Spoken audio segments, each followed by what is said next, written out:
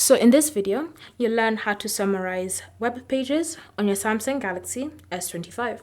So this is an AI feature, which means that you actually have to enable it in your Galaxy AI settings. And so to do that, start by opening the Settings app, then select Galaxy AI. From here, look for Browsing Assist and tap on it, then select the option Summarize. Under Summarize, you should see a toggle, so just tap on the toggle like that to turn it on. And then from here, you can now start using this feature. So open a web page on your Samsung Internet app. Bear in mind that this is a Galaxy AI feature, so it won't work on any other browsing app.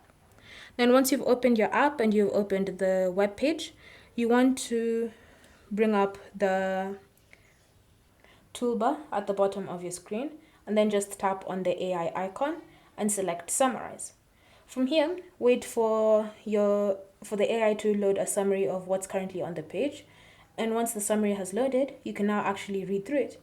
You can choose to increase the size of this pop-up, so you can just drag it up so that you can see the full summary. Then from here, you can see it's been put into bullet points. And now I can choose to translate, I can choose to copy, and I can even choose what kind of summary I want.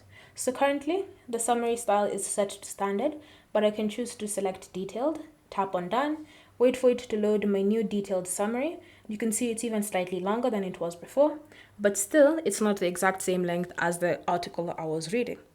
And so you can just come here and choose standard again to get an even shorter summary.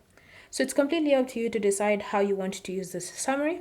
If you choose to copy, you can just tap on copy. It will be copied to the clipboard, and you can choose to open a note or you can open a message, anything, and then just copy paste to the summary right there. And so that's how you can that's how you can summarize web pages on your Samsung Galaxy S25. Thank you for watching. If you have any questions or comments, leave them down below and we'll get back to you.